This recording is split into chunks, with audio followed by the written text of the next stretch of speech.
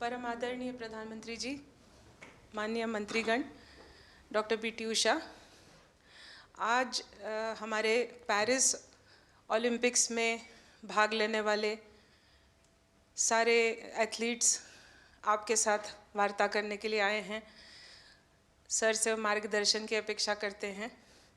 लगभग 98 लोग ऑनलाइन जुड़े हुए हैं सर, क्योंकि उनकी विदेश में ट्रेनिंग चल रही है, देश के दूसरे केंद्रों में ट्रेनिंग चल रही है और आने वाले कुछ दिनों में आप सभी लोग पेरिस के लिए रवाना होंगे। मैं अनुरोध करती हूँ सर से कि कृपया सबको मार्गदर्शन करें, प्रोत्साहन करें। धन्यवाद सर। आप सबका स्वागत है और जो साथी सब ऑनलाइन जुड़े हैं उनका भी स्वागत है। साथियों, मैं आज तो ज़्यादा समय नहीं लेता हूँ आपका, क्योंकि वो आप जाने के मूड में होंगे और जीतने के मूड में होंगे और मैं आपका जीत करके वापस आओगे तब स्वागत करने के मूड में हूँ। और इसलिए वैसे मेरी कोशिश रहती है कि खेल जगत से जुड़े हमारे देश के जो सितारे हैं उनसे मिलता रहूं, नई चीज़ें जानता रहूं, उनके प्रयासों को समझता रहूं और सरकार के नाते अगर व्यवस्था में कुछ बदलाव लाना है, कुछ प्रयास बढ़ाने हैं तो इस दिशा में कुछ काम करता रहूं। और मेरी कोशिश ये रहती है कि सबसे डायरेक्ट इंटरेक्शन करूं, ताकि फर्स्ट हैंड इन्फॉर्मेशन मिलती है।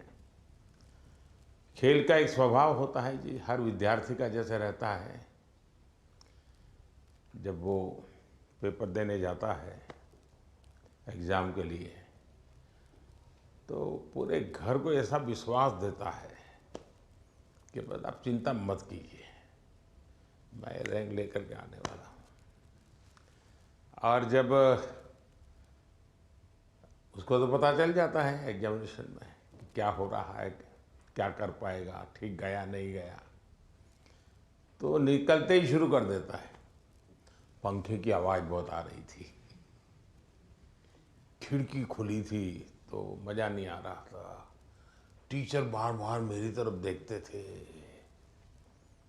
तो आपने देखे होंगे ऐसे स्टूडेंट्स, उनके पास बहुत सारे बहाने होते हैं और हमेशा वो परिस्थितियों को दोष देते हैं। और ऐसे लोगों की कभी जीवन में प्रगति नहीं होती है। वो बहाने बजाने में मास्टर हो जाते हैं लेकिन प्रगति नहीं कर पाते। लेकिन मैंने देखा है कि मैं कई खिलाड़ियों को जानता हूँ, वे कभी भी परिस्थितियों को दोष नहीं देते। वो हमेशा कहते हैं कि जी मुझे वो टेक्निक मेरे लिए नई थी, वो जो करता था मैंने अंदाज नहीं लगाया कि वो भी एक तरीका हो सकता है। कहने का तात्पर्य है कि दोस्तों, हम खेलने के लिए जा रहे हैं, हम अपना बेस्ट परफॉर्मेंस के लिए जा रहे हैं, लेकिन ओलंपिक सीखने का भी बहुत बड़ा मैदान होता है।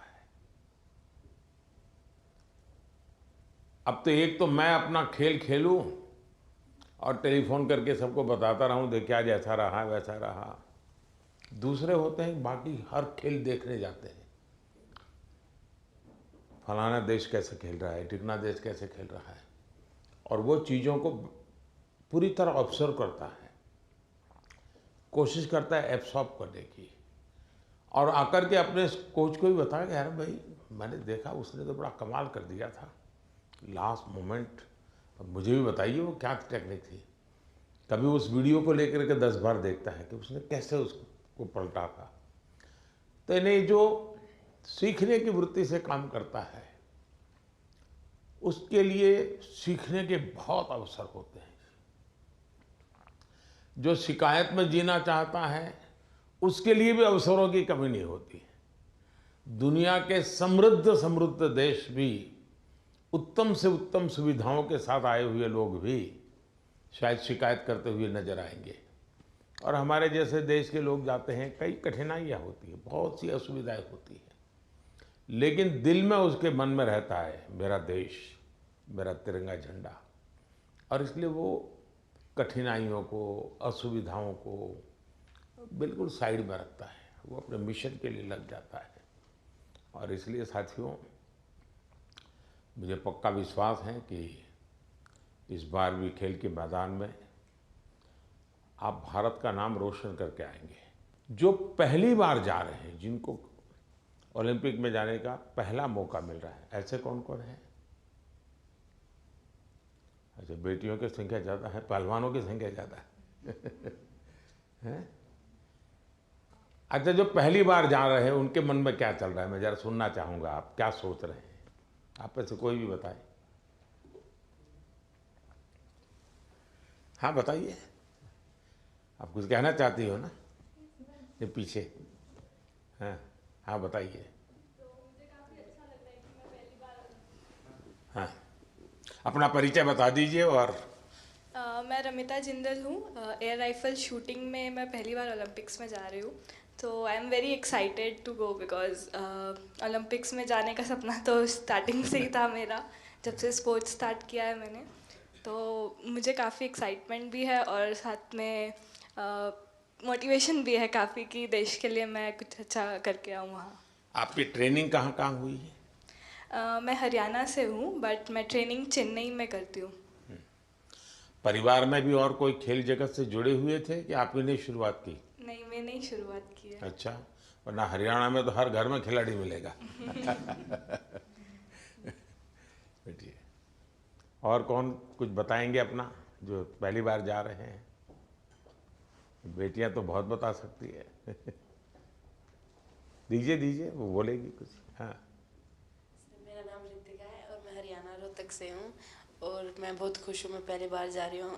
एक्साइटमेंट भी बहुत है कि मैं अपना मैट पे प्रदर्शन दिखाऊंगी, पूरे देश की नज़र मुझ पे होगी और सभी लोग दुआ भी कर रहे हैं और मैं भी अपना 100% दूंगी। शाबाश। और बोलिए ना। हाँ दीजिए, आप संकोच कर रही है, बोलना है, आपको बॉडी लैंग्वेज कह रही है। मेरा नाम अंतिम पंगाड़ है और मैं 53 केजी में रेसलिंग करती हूँ।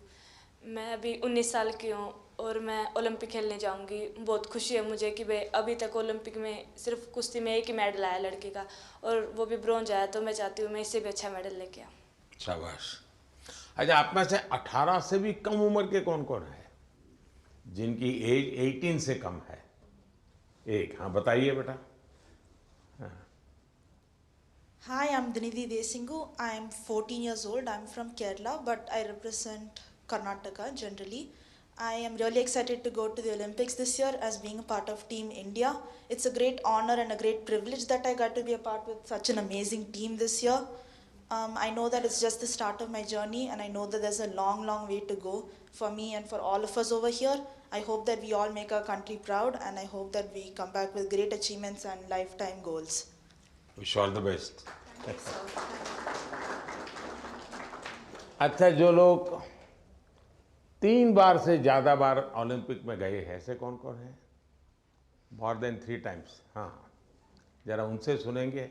हाँ, मोर देन 3 टाइम्स। हाँ बताइए।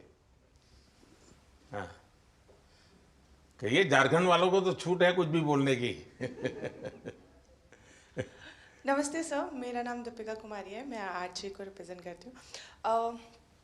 सर बहुत खुशी है और कि ये चौथा ओलंपिक है मेरा और मैं बहुत एक्साइटेड हूँ और ये काफ़ी एक्सपीरियंस है, तो मैं उस एक्सपीरियंस को चाहूँगी कि उस एक्सपीरियंस को यूज़ करूँ और उसी जोश और उसी कॉन्फिडेंट के साथ रिप्रेजेंट करूँ और अपना 200% दूँ। Thank you sir. अच्छा, आप जो यहाँ नए खिलाड़ी पहली बार जा रहे हैं, उनके लिए क्या संदेश देगी, जो पहली बार जा रहे हैं इस टीम में?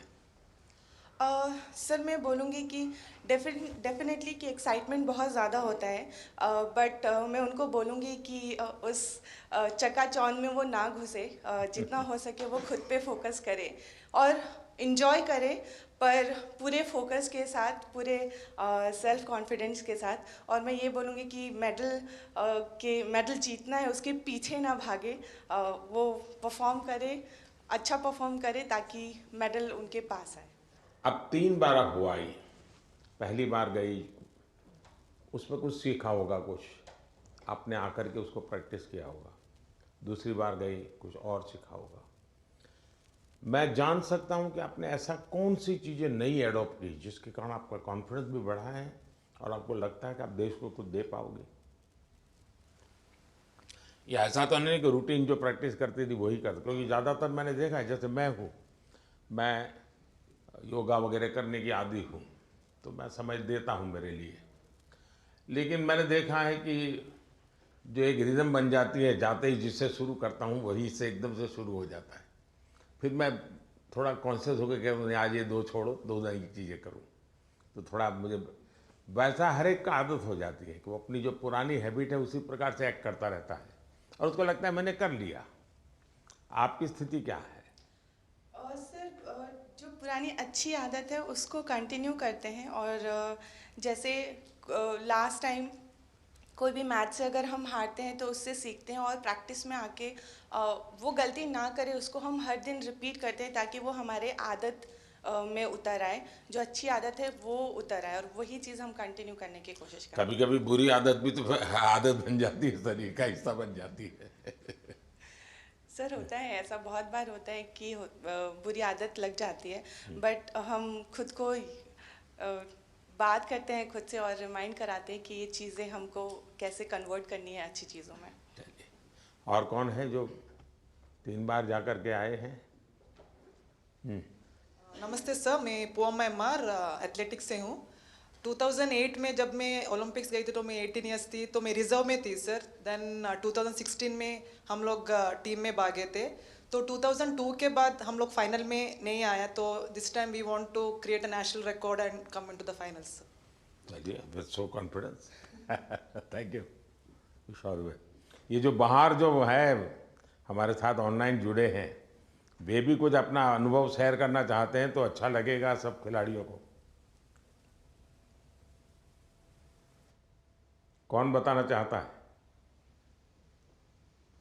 हाथ ऊपर करके शुरू कर दीजिए। नमस्कार सर। नमस्ते। मैं पीवी सिंधु। सर मेरा अभी 3rd ओलंपिक्स में जा रही हूँ सर। तो फर्स्ट ओलंपिक्स में 2016 में सिल्वर लेके आई थी, और 2020 टोक्यो में ब्रॉन्ज लेके आई थी। तो इस बार I hope I change the colour sir, and I hope I come back with the medal. Obviously अभी बहुत एक्सपीरियंस से जा रही हूँ, but definitely it's not going to be easy, but I will try my best and hoping for another medal sir. Yeah. ये जो नए खिलाड़ी आ रहे हैं उनके लिए क्या कहोगी? बस फर्स्टली मैं बस ये कहती हूँ कि I wish them all the very best. बहुत लोग ये सोचते कि ओलंपिक्स है कैसा खेलना, और प्रेशर भी बहुत रहता है, और कुछ लोगों को ये रहता है कि वो एक्साइटमेंट रहता है कि you know it's a first Olympics and we want to go to the Olympics. But I just want to say that you know it is like any other tournament. It's just that हम focus करना है, और we have to have that belief in ourselves that we can do it. And definitely सब लोग hard work कर रहे हैं, तो I wish them that they give their 100%, not think that it is some different tournament and it is going to be hard. But I just want to tell them that it is like any other tournament, and I want them to give their 100%. चलिए, बहुत pressure तो शुभकामनाएं। सब लोग सब। Thank you sir, thank you. और कौन कोई है जो बाहर से बात करना चाहेंगे? नमस्ते सर। नमस्ते मैं जी। प्रियंका गोस्वामी। नमस्ते जी। तुम्हारे बालकृष्ण कहाँ है? सर मेरे पास ही है, यहीं पे स्विट्जरलैंड में। तो इस बार भी बालकृष्ण को लेके जा रही हो ना? हाँ जी सर, ओलंपिक्स उनका भी दूसरा ओलंपिक्स है। सबसे पहले तो सर आपको बधाई हो कि आप तीसरी बार प्रधानमंत्री बने हैं और हमें सभी खिलाड़ियों को आपसे दोबारा से बात करने का और मिलने का मौका मिला है। Thank you. और सर जैसा कि दूसरा ओलंपिक्स है और मैं 3 महीने से ऑस्ट्रेलिया में ट्रेनिंग कर रही थी सरकार की तरफ से, और अभी स्विट्जरलैंड में ट्रेनिंग कर रही हूँ टॉप्स की तरफ से।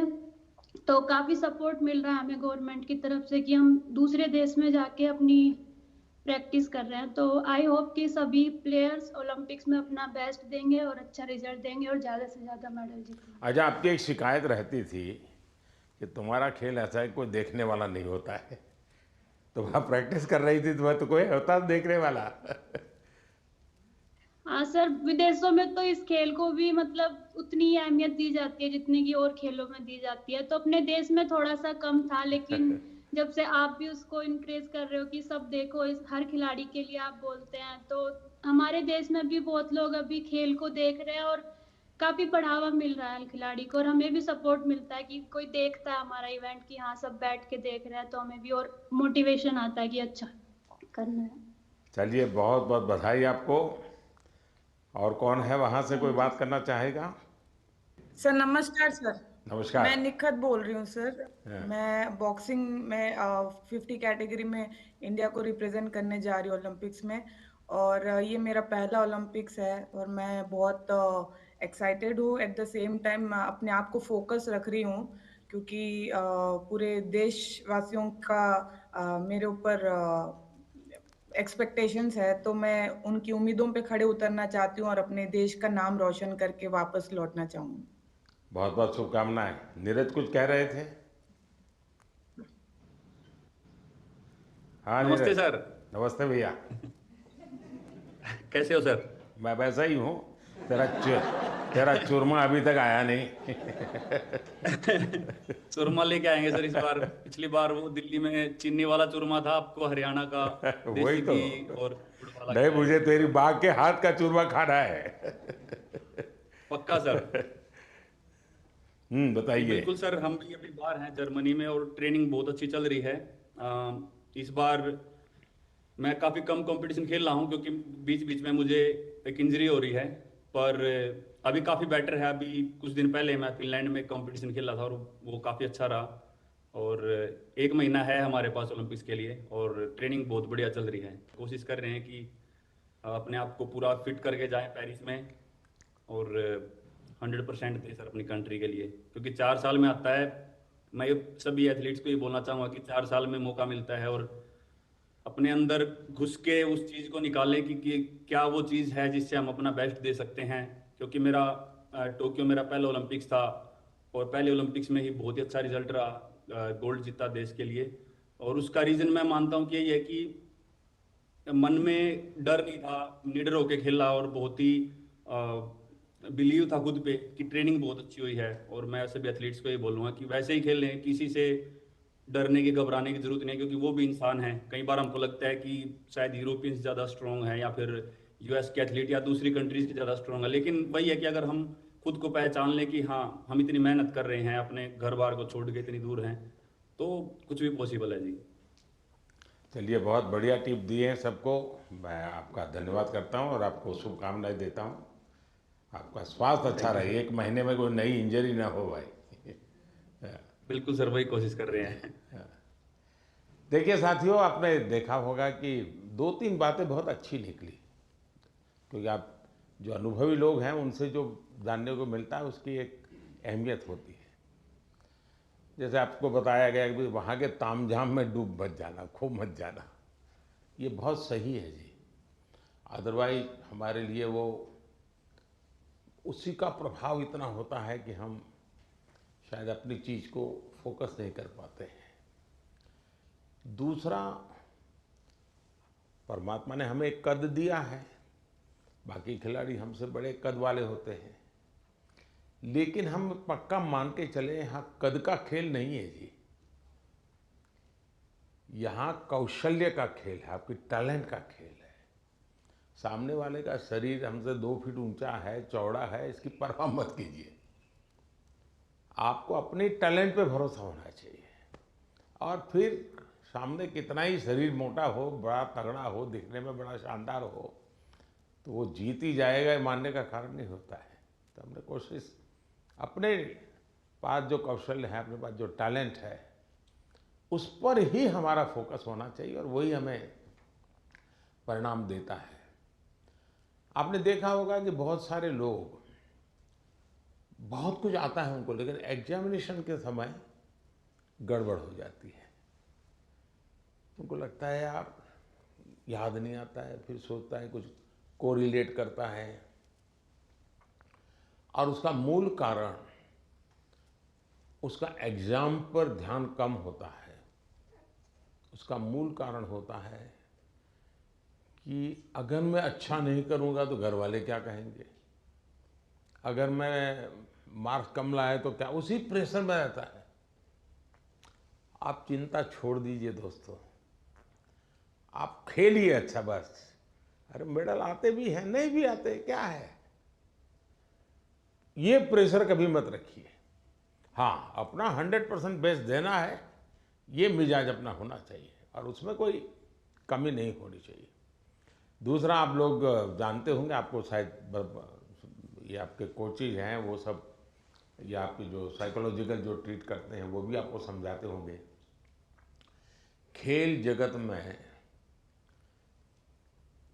प्रैक्टिस का जितना महत्व है, कंसिस्टेंसी का जितना महत्व है, उतना ही महत्व नींद का है।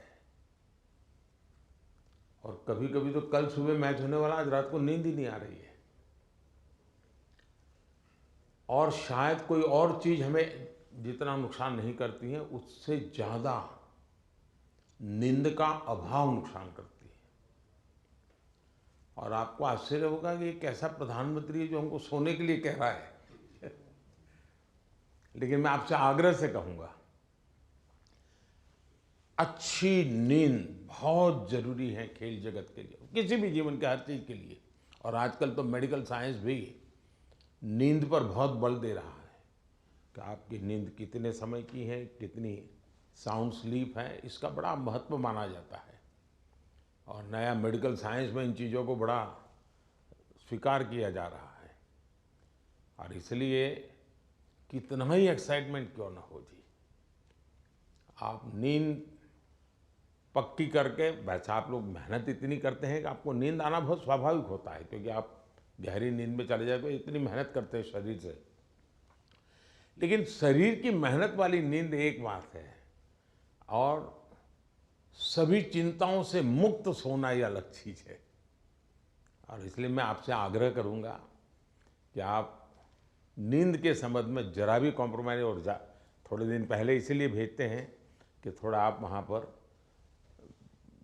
जेट लैग वगैरह समस्याओं से बच जाए, वहाँ थोड़ा कंफर्ट फील करें, और उसके बाद आप खेल के मैदान में उतरे तो आपको सुविधा रहे, इसलिए एक व्यवस्था सरकार करती है। खिलाड़ियों की सुविधा के लिए इस बार भी कुछ नई नई चीज़ें करने का प्रयास किया है, लेकिन फिर भी मैं कह नहीं सकता हूँ कि हर एक को सब कुछ वहाँ सुविधाजनक होगा ही कि नहीं होगा, लेकिन कोशिश की है। इन दिनों हम वहाँ के जो भारतीय समुदाय है उनको भी जरा एक्टिवेट करते हैं, उनको मोबिलाइज करते हैं, जरा आप भी हमारे खिलाड़ियों के साथ जरा जुड़िए। कुछ डिसिप्लिन रहती है, इसलिए उतने तो निकट नहीं रह सकते, लेकिन फिर भी वो ख्याल रखते हैं, चिंता करते हैं। जिसका खेल पूरा हो जाता है उसकी तो भरपूर चिंता करते हैं। लेकिन हम कोशिश करते हैं कि एक प्रकार से आप लोगों के लिए कंफर्ट रहें, असुविधा ना हो, और आप लोग अच्छा परिणाम लेकर के आए। मेरी तरफ से आप लोगों को बहुत बहुत शुभकामनाएं हैं, और मैं आप लोगों का फिर से एक बार इंतज़ार करूंगा जब आप 11 अगस्त को तो सारा खेल पूरा होगा। आप में से लोग जल्दी आएंगे, ऐसा तो क्रम रहता है, लेकिन मैं कोशिश करूंगा कि 15 अगस्त को एक बार लाल किले पर जब कार्यक्रम होता है तो आप लोग भी उसमें उपस्थित रहें, ताकि देश देखेगा कि यहाँ से हमारे ओलंपिक खेलने के लिए जो गए थे, क्योंकि ओलंपिक खेलने जाना ये भी बहुत बड़ी बात होती है जी। खेल में क्या करके आते हैं वो तो उसमें 4 चांद लगा देता है, लेकिन देश के अंदर इतना सारा खेल जगत के लोगों का होने के बाद आप में से खेलो इंडिया से निकल कर के खिलाड़ी बने ऐसे कितने हैं? अच्छा, ये भी काफ़ी लोग हैं। तो आपका क्या कैसा कौन सा खेल रहा क्या है, बता दीजिए जरा।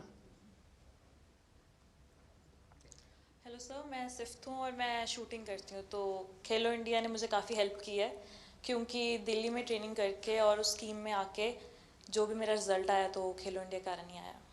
चलिए, अच्छी शुरुआत है। हाँ जी। आपका? नमस्ते सर, मेरा नाम मनु भाकर है। मैं शूटिंग में ही अभी दूसरा ओलंपिक मेरी इंडिया को रिप्रेजेंट करूँगी। 2018 में जो फर्स्ट एडिशन था खेलो इंडिया स्कूल गेम्स का, उसमें मैंने नेशनल रिकॉर्ड के साथ गोल्ड मेडल जीता था।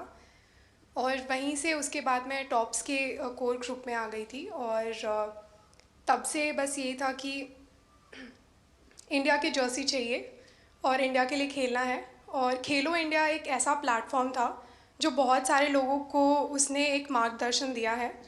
और आई थिंक वहाँ से काफ़ी सारे एथलीट्स ऐसे हैं जो आज मैं अपनी टीम में देखती हूँ, मेरे साथ भी खेलते हैं और मेरे से जूनियर भी हैं जो खेलो इंडिया से आए हैं। और उसकी एक बड़ी स्टेप होती है टॉप्स, जो मुझे 2018 से ही उसका सपोर्ट मिला है। और मैं बहुत ही शुक्रगुजार हूँ कि इनकी सपोर्ट की वजह से जो एक खिलाड़ी की छोटी छोटी समस्याएं होती हैं वो उनका हल निकाल देते हैं। तो आई थिंक बहुत मेजर रोल प्ले किया है मेरे लिए तो खेलो इंडिया ने और टॉप्स ने। सो जी सर, जो आज मैं यहाँ हूँ मैं उसके काफ़ी हद तक उसका सहारा रहा है। जी शुक्रिया सर। चलिए, बहुत शुभकामनाएं आपको। और कोई हैं जो कुछ कहना चाहते हैं, आप अपने हिसाब से कुछ बात बताना चाहते हैं? हाँ, नमस्कार सर, मैं हरमनप्रीत सिंह हूँ हॉकी टीम से। तो सर, लास्ट टाइम जो हमने ओलंपिक में ब्रॉन्ज मेडल जीता था 41 ईयर्स के बाद, तो वो बहुत हमारे लिए प्राउड मोमेंट थी। एंड क्योंकि हॉकी की जो हिस्ट्री है वो बहुत बड़ी रही है। एंड इस बार कोशिश बहुत अच्छी चल रही है। एंड फैसिलिटीज़ की बात करूँ, सब दिख रहे हैं। हाँ जी आपकी टोली। तो फैसिलिटी सर, हम बेंगलोर साई में रहते हैं, तो one of the best facilities हमें मिल रही हैं। जैसे आपने रिकवरी के बारे में बोला, स्लीप के बारे में बोला, और वहाँ पे जो हमारा रिकवरी का है, फूड से लेकर सारा कुछ सर बहुत अच्छा मिल रहा है हमें। और इस बार भी हम पूरी अपनी मेहनत कर रहे हैं एंड टीम हमारी जो है बहुत स्ट्रांग है। तो उम्मीद करते हैं सर इस बार और बेहतर करें और देश के लिए मेडल लेके आएँ सर। शायद किसी एक खेल पर सबसे ज़्यादा देश का प्रेशर है तो हॉकी पर होता है, क्योंकि देश के सब लोग मानते हैं तो हमारा खेल है, हम कैसे पीछे रह गए। सबसे ज़्यादा प्रेशर रहता है हॉकी के खिलाड़ियों पर, क्योंकि देश का हर बच्चा ही मानता है ये तो हमारा खेल है, ये हम कैसे हार सकते हैं। बाकियों में तो कहते हैं हाँ भाई चलो हमारे लोगों ने कोशिश की, प्रयास किया, निकाल रहे हैं। ये हॉकी के विषय में कॉम्प्रोमाइज़ नहीं करते और इसलिए उनको मेहनत भी ज़्यादा करनी पड़ती है। लेकिन मेरी शुभकामना है, मुझे आप पक्का करके लाओगे, मुझे पूरा भरोसा है जी। Thank you sir, thank you. चलिए साहब, मैं आपसे यही कहूँगा कि ये देश के लिए कुछ कर गुजरने का एक अवसर होता है। आपने अपनी तपस्या से इस स्थान तक पहुँचे हैं, अब आपके लिए अवसर है देश को कुछ देने का। और देश को देने के लिए खुद का बेस्ट खेल के मैदान में देना पड़ता है। जो खेल के मैदान में खुद का बेस्ट देता है वो देश के लिए गौरव लेकर के आता है। और मुझे पक्का विश्वास है कि हमारे सभी साथी इस बार पुराने सारे रिकॉर्ड तोड़ करके आएंगे। इस बार भारत की कोशिश है कि हम 2036 में ओलंपिक की मेजबानी हमारे देश में करें। उससे भी एक बड़ा माहौल बनता है। तो हमारी इस दिशा में हम प्रयास कर रहे हैं और हो सकता है शायद अभी तैयारियां इंफ्रास्ट्रक्चर के लिए जो चाहिए उस पर काम काफ़ी चल रहा है। जो भी एक्सपर्ट लोग हैं उस पर काम कर रहे हैं। आप लोग भी अगर खेल के बाद, खेल के पहले तो मैं नहीं कहूँगा, वहाँ व्यवस्थाएं क्या, इस बार फ्रांस में अलग अलग शहरों में ओलंपिक हो रहा है और एक तो पूरा बहुत दूर एक आइलैंड पे हो रहा है। तो एक अलग प्रकार का ही वहाँ माहौल रहेगा, लेकिन फिर भी वहाँ की व्यवस्थाओं में अगर आपकी रुचि हो, उसको ऑब्जर्व करें, उसको अगर नोट करें, क्योंकि खिलाड़ियों से जो इनपुट मिलता है, तो जब हम 2036 की तैयारी करेंगे तो वो इनपुट बहुत काम आएगा कि भाई वहाँ ये था, वहाँ वो था, वहाँ इस चीज़ की कमी थी, वहाँ उस चीज़ की कमी थी। तो ऐसी चीज़ें भी अगर आप ऑब्जर्व करके आएंगे तो 2036 के लिए हमें जो करना है उसमें हमें बहुत सुविधा मिलेगी। तो मेरी तरफ से आप सबको बहुत बहुत शुभकामनाएं। धन्यवाद।